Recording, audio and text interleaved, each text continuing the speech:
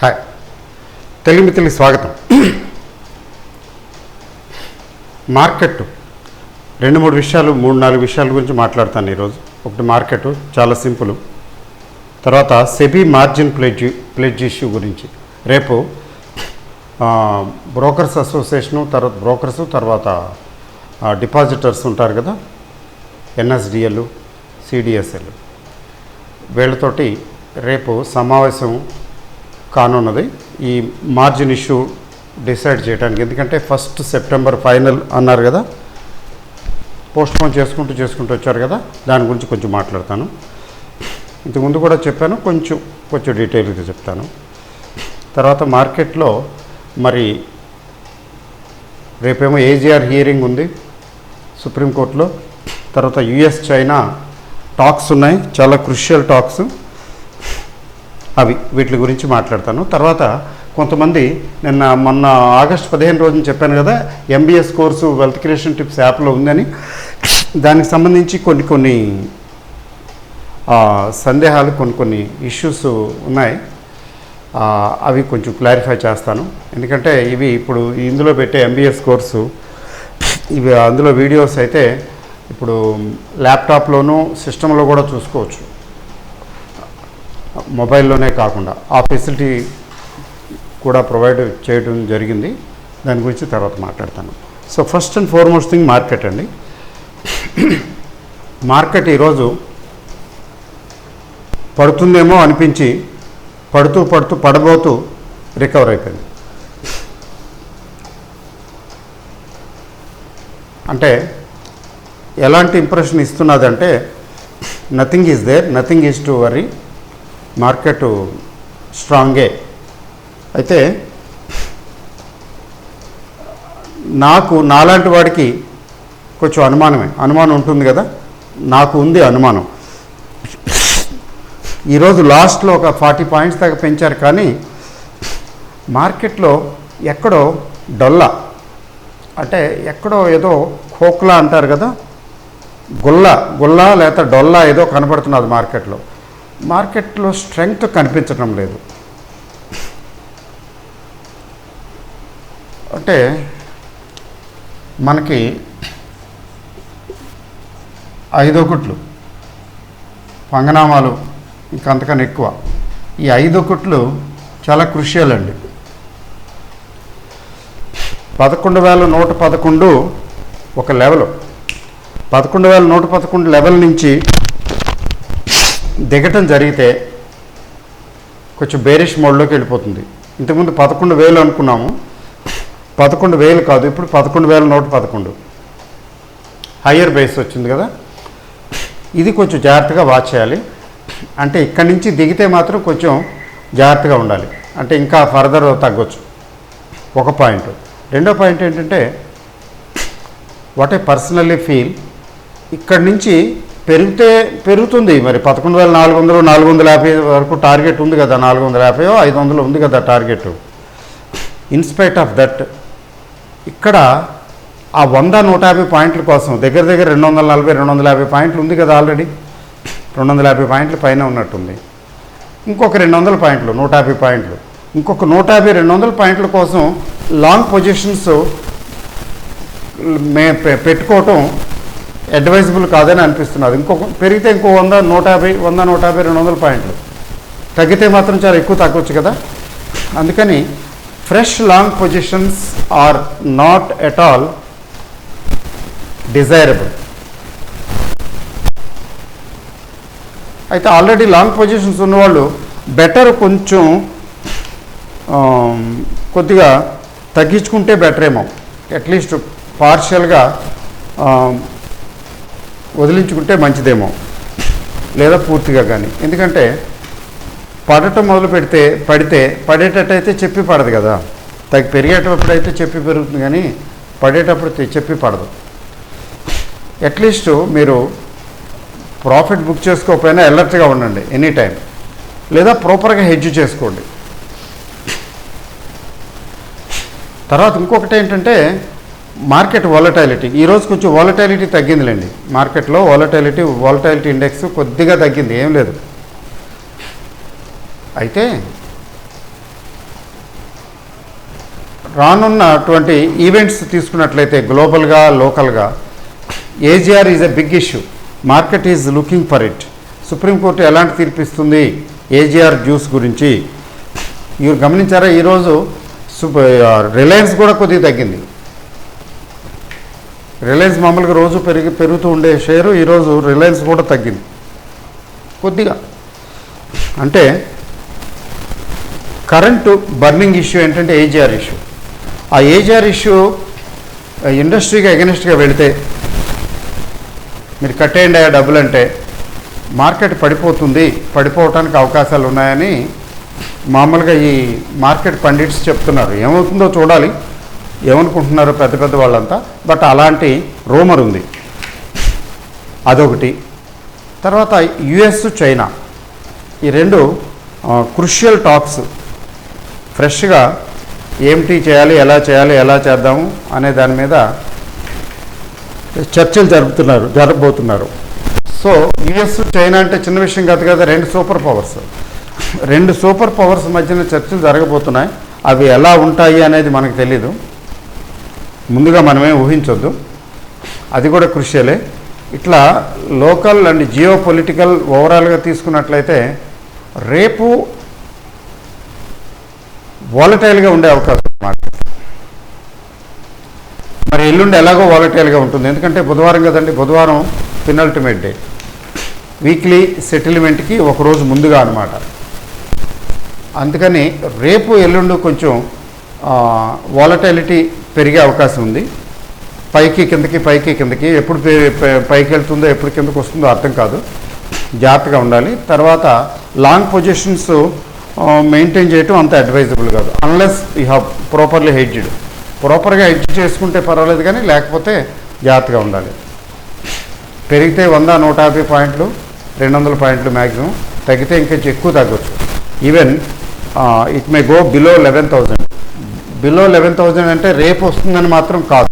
అలా ఇంటర్ప్రిటేషన్ తీసుకోకండి. రానున్న కాలంలో అంటే ఈ సెటిల్మెంట్లో, ఆగస్టు సెటిల్మెంట్ ఇంకా చాలా ఉంది కదా, వారం రోజుల పైనే ఉంది, దగ్గర 6-7 సెషన్స్ ఉన్నట్టున్నాయి. ఈ 6-7 సెషన్స్లో కొంచెం జాగ్రత్తగా ఉండాలి. అంటే లాంగ్ పొజిషన్స్ వాళ్ళు జాగ్రత్తగా ఉండాలి ముఖ్యంగా. అయితే షార్ట్కి వెళ్ళాలా అంటే అది ఎవరిష్టం వాళ్ళది. షార్ట్కి సిగ్నల్ వచ్చిన తర్వాత వెళితే మంచిది, లేకపోతే మీ ఇష్టం. బట్ మార్కెట్ పొజిషన్ కొంచెం నాజూకు స్థితి అంటారు కదా, నాజూకుగా ఉంది పరిస్థితి, జాగ్రత్తగా ఉండాలి. ఓకే, తర్వాత మార్జిన్ ప్లెడ్జ్ ఇష్యూకి వచ్చేస్తానండి. మీ అందరికీ తెలిసిందే కదా, ఇంతకుముందు వీడియోలో కూడా చెప్పాను.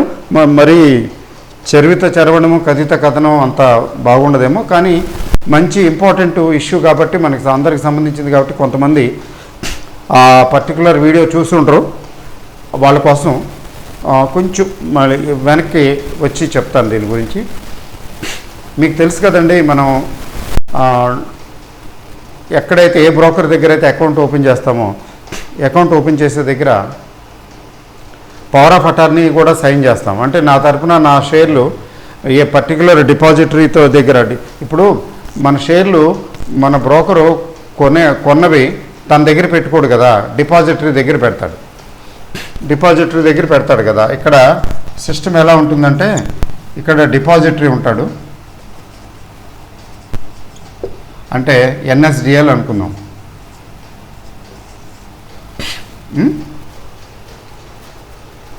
సిడిఎస్ఎల్ పోనీ. ఇక్కడ మన కొన్న షేర్లన్నీ ఇదొక బ్యాంకు, షేర్ బ్యాంక్ అనమాట. ఇది గవర్నమెంట్ది కదా, ఇబ్బంది ఏం లేదు. ఈ షేర్ బ్యాంకు మన అకౌంట్లన్నీ ఈ బ్రోకర్స్ అందరూ కూడా అక్కడ తీసుకెళ్ళి అక్కడ పెడతారు. అయితే ఆ షేర్లు మనం ఇచ్చిన పవర్ ఆఫ్ అటార్నీ పుణ్యమాని మన కోసం ఎప్పుడన్నా మార్జిన్ కావాలంటే అక్కడి నుంచి సునాయాసంగా తీసుకుని మార్జిన్ కింద తీసుకుని తన దగ్గర పెట్టుకుని, అవసరమైతే మనం డిఫాల్ట్ అయితే అవి షేర్లు అమ్మి డబ్బులు వసూలు చేసుకుంటాడు అతను, రిస్క్లో పడకుండా. ఎందుకంటే తన దగ్గర పవర్ ఆఫ్ అటార్నీ ఉంది. అయితే ఇది ఆటోమేటిక్ ప్రాసెస్. వాళ్ళు అక్కడిని తీసుకోవటం, ఆ షేర్లు తీసుకుని పెట్టుకోవటం, మీకు మార్జిన్ ప్రాబ్లమ్స్ వస్తే, ముఖ్యంగా ట్రేడింగ్ చేస్తుంటాం కదా, ట్రేడింగ్ చేసే వాళ్ళకి, F&O చేసే వాళ్ళకి ఇష్యూ వస్తే, ఈవెన్ ఇంట్రాడే కూడాను స్పెక్యులేషను టైప్ చేసే వాళ్ళకి, ట్రేడింగ్ చేసే వాళ్ళకి ఏంటంటే వాళ్ళ అకౌంట్ డెఫిసిట్ వస్తే వాళ్ళు ఇమీడియట్గా పే చేయకపోతే వాళ్ళ షేర్లు అమ్మేసి రియలైజ్ చేసేసి ఎక్స్చేంజ్కి కట్టాలి కదా ఎక్స్చేంజ్కి. అంటే తను బ్రోకర్ సేఫ్ అనమాట. అయితే దీన్ని మిస్యూజ్ చేయటం కూడా సహజం కదా. ఎట్లాగా ఆ మధ్యన కార్వీ వారు ఇన్వెస్టర్స్ తాలూకు షేర్స్ తీసుకుని వాళ్ళు చక్కగా బ్యాంకుల్లోనూ అక్కడ ప్లెడ్జ్ పెట్టుకుని వాటిని ఉపయోగించేసుకున్నారు, డైవర్టెడ్ ది మనీ. మన డీమ్యాట్లో ఎన్ని ఉండాలో అందరం చూసుకోం కదండి. నా డీమ్యాట్లో అన్నీ ఉన్నాయా లేకపోతే ఏమన్నా పోయినాయా అని. ఎందుకంటే రామ్ భరోసే మన బ్రోకర్ అలాంటి పనులు చేయడానికి కదా. చాలామందికి ఇన్ని వివరాలు తెలియవు కూడాను, చాలామంది దగ్గర టైం ఉండదు. బట్ ఏమవుతుంది, at the end of the day తెలిసింది ఏంటంటే చాలామంది తాలూకు డీమ్యాట్ అకౌంట్లో ఉండవలసిన షేర్లు లేవు. కొంతమంది ఏం చేస్తారు, ఏం చేస్తున్నారు, ఇప్పుడు చేస్తున్నారా అంటే మన దగ్గర ప్రూఫ్ లేదనుకోండి. పెద్ద హై నెట్వర్త్ అంటే పెద్ద ట్రేడర్స్ ఉంటారు కదా, కోట్లలో చేసేవాళ్ళు, పెద్ద టర్నోవర్ చేసేవాళ్ళు, కోట్లలో టర్నోవర్ చేసేవాళ్ళు, ట్రేడింగ్ చేసేవాళ్ళు, వాళ్ళకి మార్జిన్ నిమిత్తం నాలాంటి వాళ్ళ షేర్లన్నీ తీసుకోవటం. ఈ బ్రోకరు అతనికి 10 కోట్లు ట్రేడింగ్ చేస్తానంటే 10 కోట్లు ట్రేడింగ్ సరిపడా ఈ మన స్టాక్స్ అన్నీ తీసుకుని మార్జిన్ కింద పెట్టి ట్రేడ్ అలౌ చేయటం. వాడికి ఏమన్నా అయితే వాడు పోతే మన షేర్లు పోతాయి. తర్వాత సంగతి కదా మనం వీడిని అడగటం ఏంట్రా అలా చేసావనేది. అంటే వాళ్ళు సొంతంగా ట్రేడింగ్ చేసుకోవటానికి కానీ, వాళ్ళు కూడా చేసుకోవచ్చు కదా, వాళ్ళు సొంతంగా ట్రేడ్ చేసుకోవటానికి కానీ, లేకపోతే ఇంకెవరన్నా అవుట్ సైడర్ బయట పెద్ద ఇన్వెస్టర్స్ ట్రేడర్స్ ట్రేడ్ చేయడానికి కానీ మన స్టాక్స్ను ఉపయోగించడం, ఇది కూడా జరుగుతున్నది. ఏమి జరిగినంత వరకు ఏం కాదు, దొరికితే దొంగ, దొరకకపోతే దొర. అయితే ఒక కార్వీ కేసు మాత్రం బయటపడింది కదా, లక్కీగా మిగతా ఏమీ అట్లా బయటపడలేదు, లేకపోతే పెద్ద గొడవ అయిపోయేది. సో ఇప్పుడు అట్లాంటిది అవాయిడ్ చేయాలని ఎప్పటి నుంచో సెబీ ఆలోచిస్తూ ఈ ఆటోమేటిక్ ప్లెడ్జ్ సిస్టమ్ కాకుండా అఫీషియల్గా ఉంటే ట్రాన్స్పరెన్సీ ఉండాలి, అది ఇన్వెస్టర్కి తెలియాలి క్లియర్గా, ఏదో కళ్ళు మూసుకుని తాళి కట్టేశాను అన్నట్టుగా కాకుండా, లేదా కళ్ళు మూసుకుని తాళి కట్టించుకున్నాను అన్నట్టుగా కాకుండా ట్రాన్స్పరెన్సీ ఉండాలి. ట్రాన్స్పరెన్సీ ఉండాలంటే ఏం చేయాలి, ఇన్వెస్టర్కి తెలియాలి. ఇప్పుడు నాది 10 లక్షలు స్టాక్ ఉంది డీమ్యాట్లో, నా 10 లక్షల్లోంచి ప్లెడ్జ్కి వెళ్ళిపోతున్నాయి అనుకోండి. ఇప్పుడున్న సిస్టమ్ ప్రకారం ఏంటంటే నాకు తెలియాల్సిన అవసరం లేదు, నేను చూసుకుంటే తెలియచ్చు, అది వేరే సంగతి. అవి నా ట్రేడింగ్ నిమిత్తం ఉపయోగిస్తడం అది వేరే సంగతి. ఏంటి గ్యారంటీ, వేరే వాళ్ళకి ఎవరికైనా ఉపయోగిస్తే తను తీసుకెళ్ళి ఇప్పుడు కార్వీలాగా ప్లెడ్జ్ పెట్టుకుంటే ఎక్కడన్నా బ్యాంకులో ప్లెడ్జ్ పెట్టుకుని, ఎందుకంటే పూల్ అకౌంట్ వాళ్ళ అకౌంట్లోకి వెళ్ళిపోతాయి కదా షేర్లు, కావాల్సిన షేర్లు నా దగ్గర నుంచి మీ దగ్గర నుంచి మనందరి దగ్గర నుంచి తీసుకుని అట్లా కార్వీ వాళ్ళు అదే కదా చేశారు. బ్యాంకుల్లో ఫైనాన్షియల్ ఇన్స్టిట్యూషన్ దగ్గర ప్లెడ్జ్ పెట్టుకుని డబ్బులు తీసుకుని ఆ డబ్బుల్ని ఎక్కడో దేనికో వాడుకున్నారు. అయితే ఇప్పుడు ఏంటి, నా షేర్లు నా అకౌంట్లోంచి తీయాలంటే ఇన్వాలంటరీ యాక్ట్గా కాకుండా వాలంటరీగా నేను ప్లెడ్జ్ పెట్టాలి. ఇప్పుడు ప్రపోజ్ చేసిన దీని ప్రకారం నేను ప్లెడ్జ్ పెట్టాలి, బాబు ఇదిగో ఈ షేర్లు ప్లెడ్జ్ పెడుతున్నాను, ఇంత విలువైనవి నేను నీకు ప్లెడ్జ్ పెడుతున్నాను, నేను బ్రోకర్కి ప్లెడ్జ్ పెడతా అంటే ఇన్వెస్టరు బ్రోకరు అంటే బ్రోకర్ అంటే ఎక్కడైతే మనం అకౌంట్ ఓపెన్ చేసాం, ఫర్ ఎగ్జాంపుల్ నేను హెచ్డిఎఫ్సిలో అకౌంట్ ఓపెన్ చేశాను అనుకోండి, నేను ఇక్కడ ప్లెడ్జ్ పెడతాను. క్లియర్గా నేనేమి ప్లెడ్జ్ పెడుతున్నానో, నా ఏ స్టాకులు ప్లెడ్జ్లోకి వెళ్తున్నాయో, తాకట్లోకి వెళ్తున్నాయో నాకు తెలుసు. నాకు తెలిసే జరుగుతున్నది, నాకు తెలియకుండా జరగటం లేదు. జరగబోయే అంటే సెబీ ప్రపోజ్ చేసినటువంటి దాని ప్రకారం అప్పుడు ఈ బ్రోకరు విధిగా తప్పనిసరిగా ఈ డిపాజిటరీ ఎవరైతే షేర్ బ్యాంకర్ ఉంటారో ఆ షేర్ బ్యాంకర్ దగ్గర విధిగా వీటిని రీప్లెడ్జ్ చేయాలి. That is what I understand. వస్తుందండి, ఫైనల్ పిక్చర్ వస్తుంది. ఇప్పుడు డిస్కస్ చేస్తున్నారు కదా, వీళ్ళు ఇక్కడ రీప్లెడ్జ్ చేస్తారు. అంటే ఇతను ఈ ఇన్వెస్టర్ దగ్గర నుంచి వీడి కన్ఫర్మేషన్ కూడా తీసుకుంటాడు. బాబు నువ్వు పలానా వాడికి మీ బ్రోకర్కి ప్లెడ్జ్ పెట్టావు, ఇవి నా దగ్గర ప్లెడ్జ్కి వచ్చాయి అని. అంటే క్లియర్గా తెలిసిపోతాయి, నేను నా బ్రోకర్కి ప్లెడ్జ్ పెట్టింది, ఫర్దర్ అక్కడ ప్లెడ్జ్ పెట్టాడు అని. అంటే ఇక్కడ వీళ్ళ పని పెరుగుతున్నది. ఇంతకుముందు ఇతనితో ప్రమేయం లేకుండా ఇతనే చేస్తున్నాడు, బ్రోకర్తో అంటే స్టాక్ ఎక్స్చేంజ్తో డీల్ చేస్తున్నాడు బ్రోకరు. ఇప్పుడు ఇక్కడ ప్లెడ్జ్ పెడతాడు.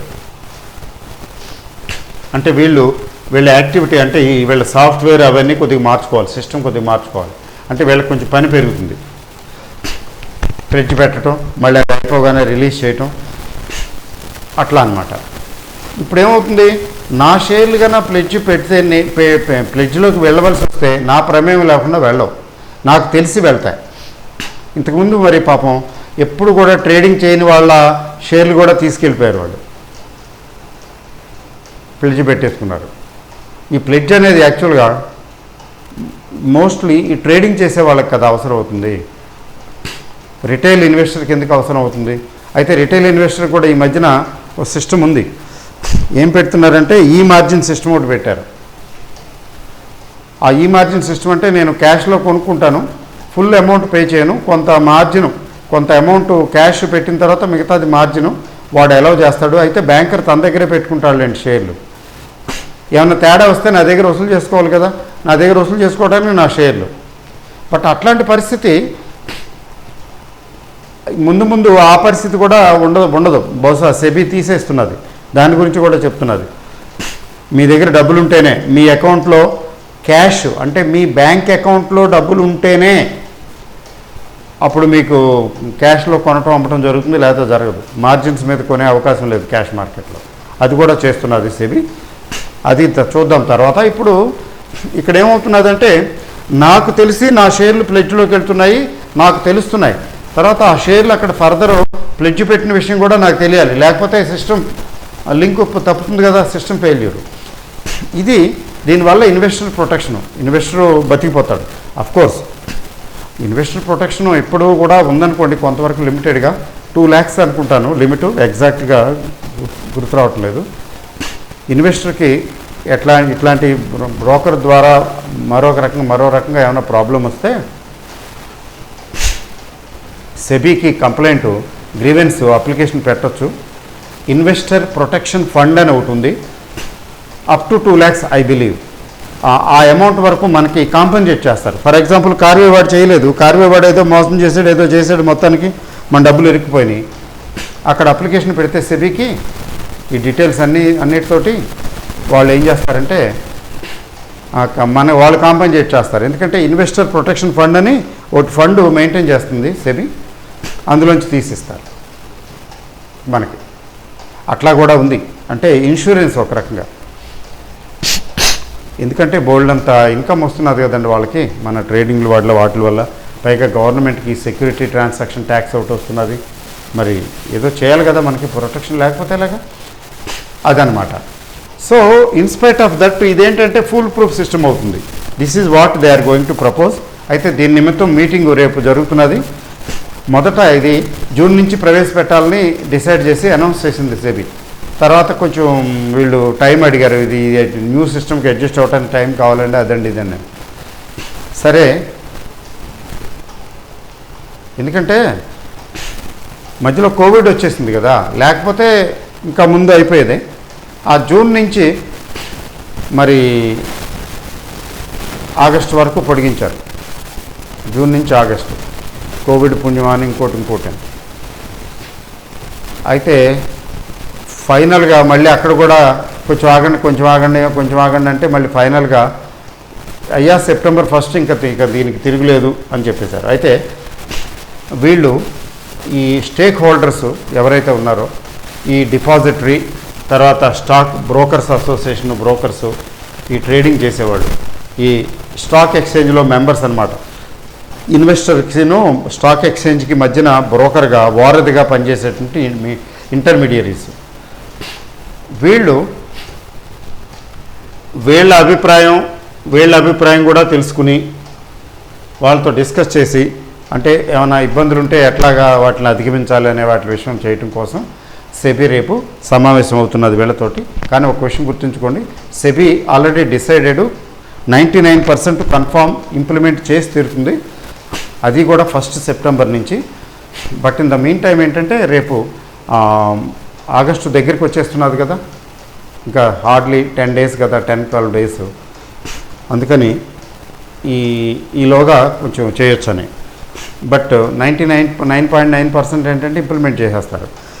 తర్వాత విశ్వసనీయ వర్గాల భోగట్ట ఏంటంటే ఎన్ఎస్డిఎల్, సిడిఎస్ఎల్ వీళ్ళు ఉన్నారు కదా, వీళ్ళు చెప్పడం ఏంటంటే మేము ఆల్మోస్ట్ ఈ సిస్టమ్ మేము రెడీ అయిపోయాం, ఈ సిస్టమ్కి ఆల్రెడీ కొంతమంది బ్రోకర్స్ అయితే ఇది ఫాలో కూడా అవుతున్నారు, నడుస్తున్నది, మేము చేస్తున్నాం కూడా ఇలాగా, కాబట్టి ఇది ఇంప్లిమెంట్ చేయడానికి మాకు ఇబ్బందులు ఏమి ఉండబోవు అన్నట్లుగా చెప్తున్నారు. దాని ప్రకారం చూస్తే ఇంకేముంది, ఏదో కొద్దిమంది బ్రోకర్స్ కొంచెం అబ్జెక్షన్స్ రైజ్ చేస్తే వాటికి ఏదో సొల్యూషన్ చూస్తారు తప్ప ఇది ఆగదు. This is what going to happen అండి. This is all about the margin pledge issue. I think I'm clear.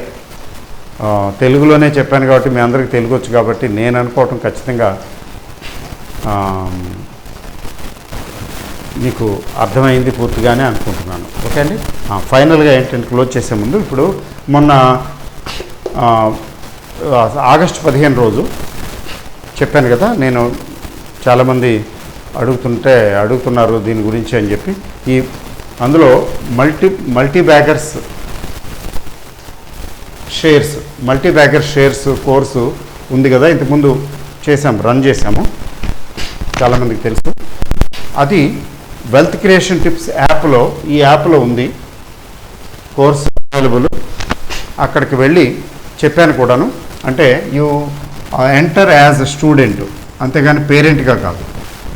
Enter the details as student and you will find the courses. ఇదే కాక ఇంకా ఉన్నాయండి అందులో. ఈ మధ్యన రీసెంట్గా డెరివేటివ్స్ కోర్స్ కూడా యాడ్ చేసాము. డెరివేటివ్స్ బిగినర్స్ ఉండనే ఉంది. త్వరలో MMBS మిడ్ క్యాప్ మల్టీ బ్యాగర్స్ది కూడా యాడ్ చేయబోతున్నాం. ఇది ప్రస్తుతం ఉంది. దీనికి సంబంధించి ఇది యాజ్ ఎ స్టూడెంట్ ఎంటర్ అవ్వాలి. అక్కడ డీటెయిల్స్ దొరుకుతాయి, కోర్సెస్ అవైలబుల్గా ఉంటాయి. అక్కడే సబ్స్క్రైబ్ చేసి మీరు చూసుకోవచ్చు. అది చెప్పాను లాస్ట్, ఇంకా డీటెయిల్ కావాలంటే లాస్ట్ ఆగస్టు 15 వీడియో చూడండి. అయితే విషయం ఏంటంటే కొత్తగా ఇది యాప్ వాళ్ళతో డిస్కస్ చేయడం కూడా జరిగింది. ఒక ఫెసిలిటీ, ఒక స్పెషల్ ఫెసిలిటీ చాలామంది అడుగుతున్నారు. ఏంటంటే యాప్ అంటే మొబైల్లోనే చూడటం కొద్దిగా ఇబ్బందికరంగా ఉందండి, అంతగా అలవాటు పడలేదు, ల్యాప్టాప్ లేదా కంప్యూటర్ సిస్టంలో చూసుకోగలిగితే కొంచెం పిక్చరు సైజు పెద్దగా ఉంటుంది, ఐ స్ట్రెయిన్ తక్కువ ఉంటుంది, కన్వీనియంట్గా కూడా ఉంటుంది. ల్యాప్టాప్ లేదా సిస్టమ్ అయితే ఆ ఫెసిలిటీ అంటే ఎస్, ఇప్పుడు ఆ ఫెసిలిటీ కూడా ప్రొవైడ్ చేయటం జరిగింది. Now you can see on your laptop, ఇక్కడ ఫ్రెష్గా ఎన్రోల్ చేసుకునే వారికి ల్యాప్టాప్ ఆర్ కంప్యూటర్ ఇందులో కూడా చూడొచ్చు. ఈ ఫెసిలిటీ ఉంది. అది చెప్పడం, అది అడిగారు, దాని గురించి క్లారిఫికేషను తీసుకున్నాము యాప్ వాళ్ళ నుంచి. ఎస్, ఈ ఫెసిలిటీ ప్రొవైడ్ చేస్తున్నామని చెప్పారు. So that facility is also there. కావాల్సిన వాళ్ళు చూసుకోవచ్చు. అందులో కొన్ని ఫ్రీ వీడియోస్ కూడా ఉంటాయి.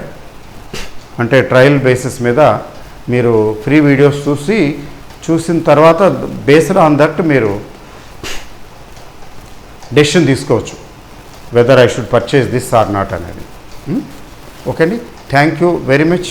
All the best. Thank you.